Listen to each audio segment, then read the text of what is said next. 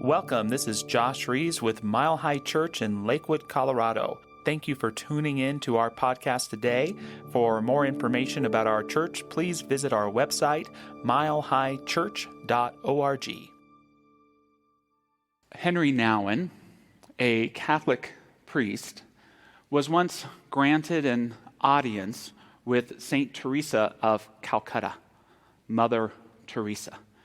And Nouwen was having some struggles in his personal life, so he made a list of his problems. You don't get to talk to a future saint every day. And when he sat down with Mother Teresa, he shared grimacing of his problems and challenges and struggles. And she listened kindly and sweetly, and she had the following reply. Spend 1 hour a day in adoration of the Lord, and never do anything you know is wrong. Follow this, and you'll be fine. Give an hour a day to God. Try to do no harm, and you'll be fine. Some people may listen to this response and think that perhaps it lacks empathy. Mother Teresa, don't you see my problem? It's so big. Can't you validate it? I've got a problem this big, and this is your Excedrin for this? Give 1 hour a day to God. Try to do no harm, and you'll be fine. Maybe sometimes the problem isn't as big a problem as our attachment and our story and our trapping ourselves in the problem. Some people may think of Mother Teresa's reply and consider it impractical, perhaps even a form of a term that we use here called spiritual bypass. But to me, this is based in the fallacy that God is impractical or ethereal or out there somewhere. In religious science, there is nothing more practical than God. There is nothing more practical than to approach any challenge, not turn away from it, but approach any challenge in awareness of a power greater than we are, and to allow the light of this knowledge to transform ourselves, and in that light transform the issue itself. There is nothing more practical than God for religious scientists. Give 1 hour a day to God, try to do no harm, and you'll be fine. Do you believe that? It doesn't have to be a whole hour at once. You can do 10 minutes of meditation here, 8 minutes of prayer here, 12 minutes of reading, 20 minutes of listening to the Mile High podcast with a minister's message, maybe 25 or 30 sometimes. Growing up in Los Angeles, we had a news radio station, KFWB, and their line was, "You give us 22 minutes and we'll give you the world." If you give God 22 minutes, God will give you the wholeness of your life. The wholeness of your life. Do you have enough room in your life for reverence? Do you have enough room for reverence? Are you willing to prioritize it? Because it's that knowledge of the sacred that fills our life with wonder. Instead of feeling prisoners of time that keeps wishing by, we can find our true identity in a higher source. To put it another way, my message to you this morning, first things second. How putting God first changes everything. Now, my advice today is not to gather up your loved ones and to say, I want you to know how much I love you and that each of you comes second to me. It's not about the people we love and care for being any less important. It's recognizing that putting God first helps us put the people we care about, including ourselves, first. Let's begin with ourselves. I'm here to challenge us today to recognize that as much as you love the people you love, as much as you love yourself, you've never served them by putting them first. God first. I know sometimes we need to make ourselves more a priority. And we may say to ourselves, I'm going to put myself first for a change. I absolutely support you in this if you've been putting everyone else's needs above your own. But to be honest, when I put myself first, I get myself into a little bit of trouble. Right? Putting myself first means action movie marathon, ice cream buffet. Right? It means getting caught up in that problem consciousness that I was talking about. That poor is me and struggling and grappling with things. Because as much as I love myself, I know my perspective is always limited. And that's why the most important thing I do each day is to wake up in the morning and get to God as soon as I can. Wake up in the morning and get to God as soon as you can. There may be some self-care involved. I got to check on the kids. I got to get the coffee going. I got to have a bit of mouthwash and fear of my own morning breath. But as soon as you can, get to God. God is right perspective. God is seeing. And what I mean by getting to God in the morning is I consciously recognize my not knowing to open myself to an experience of the all-knowing. Courageous not knowing begets the wisdom of the all-knowing. And when we can just sit and recognize that there is a creative principle in this universe that is actively creating this universe beyond even our imagination of what it can be, if we can let go of the not knowing inspired problems, stories, identities, just for a minute, to have that experience of the divinity, we can be informed. In opening up to God's presence, I lose myself so that I can find myself. In opening up to God's presence, I find myself so that I can lose myself over and over again.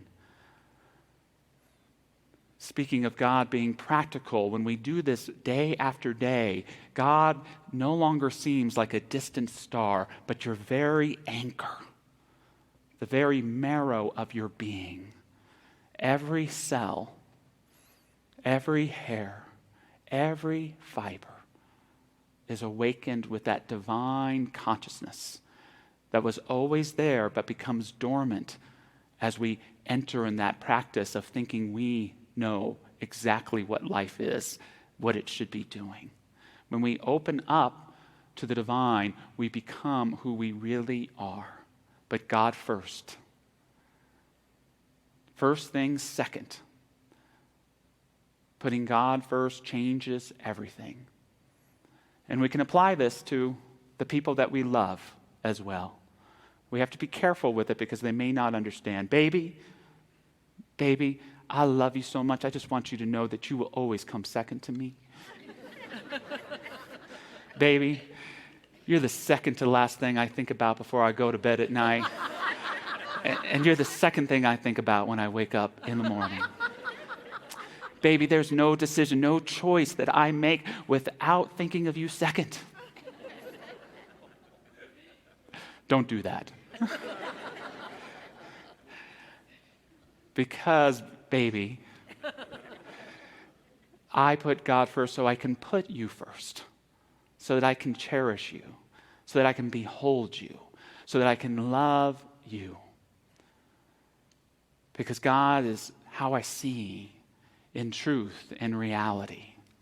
I wake up and get to God as soon as I can in the morning, to the chagrin of my little girl. I have a beautiful little girl that lives with me, and she is not fond of my meditation practice. What does Daddy do for a living? Oh, he just walks around and says, "Let's breathe within us." But I have to get that meditation time. I don't lock myself in a room. There is a singing bowl that is a part of my meditation. Her name is Nancy. And she sounds like this. Dada, Daddy, Dad. It doesn't take me away from my meditation. I've learned to include it. Part of my meditation is putting an extra waffle in the toaster. It's matching up what show my daughter wants to watch with the right streaming channel. It's the practice of my favorite white lie. Just a couple minutes. I might need some advice because we're at that point where she goes, Daddy, how many minutes is a couple? Uh-oh. But what I do share with my daughter, and I think she's beginning to understand in her own making silence in her own time, is that as much as I want to give her my attention, as much as I want to watch her play her game or perform the new dance that she's choreographed, where I really meet my daughter is in my solitude. It's there in that time of prayerfulness that I'm able to behold my beloved little girl and see her divinity, her truth, her wonder.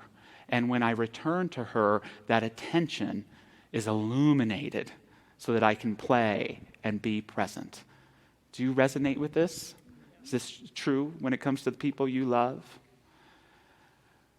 This is the great gift of affirmative prayer, the prayer in our teaching. It's the greatest gift that this teaching has given me. Prayer is not about, I want this to happen for so-and-so, and I want this to happen for so-and-so. It can be that. But it's that opportunity to behold the highest and best truth and becoming of the people we love the most. What a beautiful gift. What a practical gift to be able to remember, yes, you are that person that did not take out the garbage, but I love you so very much. Yes, you are that person who said that stupid thing last night that really hurt my feelings, and we need to talk about it. But I behold the beauty and splendor of who you are. What a talent. What a gift. What an opportunity for each and every one of us to take that time in our prayerfulness to not only know the highest and best truths unfolding for our loved ones, but to see them. Because that's what most of our loved ones really want. To be seen and be held in their truth and in their becoming. Homework assignment for you this morning, if you choose to accept it. I want you to pick 7 different people that you love. 7 of them. 1 for each day of the week. You can write them down right now on your phone. And each morning, as part of your hour to God, just think on them. Just behold their sacredness. Behold their beauty and their good. Again, it's not about trying to control their lives. I see my son in this relationship. I see my daughter out of this relationship. I want this to happen for so-and-so. There's a place for that. But just behold them in their beauty, in their authenticness, in their wonder. And then, if you have the courage, tell them what you see. Tell them the who you are they see. This is what that prayerfulness is. I see my son in the radiant light of his heart, his courage, and his self-confidence. I see him radiating his creativity. I see him receiving and seeing how awesome he is in all things. I see him sharing his gifts with such clarity and beauty. What a gift. What a gift to be able to know that truth. Share it with them. My favorite television show growing up was Twin Peaks. And there's always been a scene in that show that really touches me. There's a character named Bobby, and Bobby is all about rebelling against authority. And he's making a lot of mistakes in this rebellion to the degree that it may get him killed. And he's not in a good state. And his father is a military man who's very ordered and is clearly disappointed in the choices his son is making. And one day, Bobby walks into the Double R diner, and his father, the major is sitting there and invites him, come on, sit down, have a cup of coffee and a piece of pie, because that's what you do in Twin Peaks. You drink coffee and you eat pie. And he shares with Bobby, can I share something with you? Yes, his son says, I want to tell you about a dream I had, a vision. I'm walking down a street and I'm walking up the stairs to a house that is unknown to me. I knock on the door and a man opens the door. There are 2 laughing children that come running outside. And he's married and his wife is embracing him. He has a smile on his face. I see that he is happy and fulfilled. We share a warm embrace, and my heart is so filled with the love and the knowledge of his happiness. That man in my dream was you, son.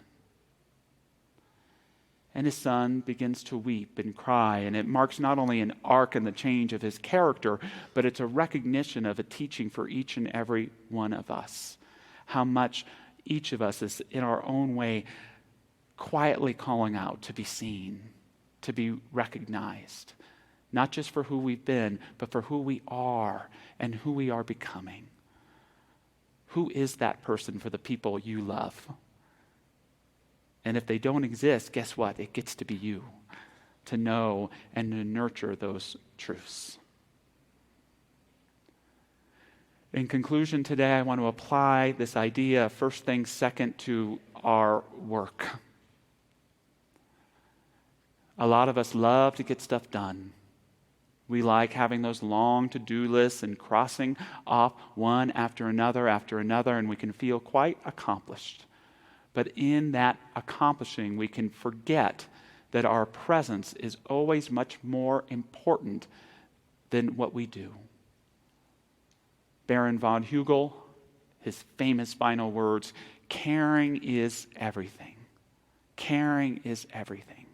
And when we get to God first, it doesn't accomplish our to-do list, but it sets us up in presence.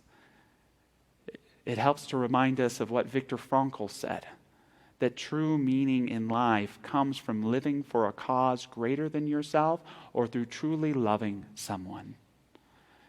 This can change your whole day when you realize that you're going to a meeting with so-and-so, but so-and-so is the most important thing in that room. Even as a minister at Mile High Church, I can forget this on a weekly basis. Always wanting to get things done, but forgetting that my presence is everything. And your presence is everything. When we ground ourselves in spirit first, everything we do can take care of itself. But we get to choose the virtues and the values and the love in how we show up in this beautiful world. When I put God first, I begin with grace. When I put God first, I allow for trust. When I put God first, I see who matters. When I put God first, I begin where I seek to wind up. One more time. When I put God first, I begin with grace. When I put God first, I allow for trust. When I put God first, I see who matters. When I put God first, I begin where I seek to wind up. Give an hour a day to God. Scatter it throughout. Do your best to do no harm. It's probably going to happen anyway, so get right back to not doing it again. And allow yourself to be fine. When we give this hour a day to God, God gives all of itself to us in the most extraordinary and beautiful ways. Moving into prayer this morning, I invite any of our incredible Mile High prayer practitioners to stand and join me.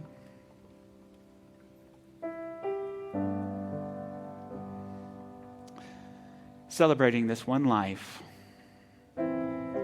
this one blessing, this one divine knowingness, ever giving it of itself. We do the work of opening ourselves to receive this life, this blessing, allowing it to manifest as healing, as abundance, as grace, as peace of mind. We allow ourselves to be touched by the wonderful, and we open ourselves to new and profound ways of being with ourselves, of being with the people that we love, of embracing whatever our calling is in the day with the calling to be a whole presence, to live passionately, to practice our kindness courageously. Knowing again that as we surrender our not knowing, the wisdom of the all-knowing demonstrates itself in beautiful and profound ways. May each of us choose to embody this gift, to receive it, and to celebrate it in all things, allowing ourselves not only to behold the highest and best for those that we love, but to allow ourselves to be beheld as well. The precious, awesome children and expressions of the divine, each of us are. Receiving that blessing, we affirm that it is embodied and it is expanded in incredible ways. And so it is. Thanks for listening to the Mile High Church podcast. This podcast is made possible by the generous contributions from listeners like you. To make a donation, please visit milehighchurch.org.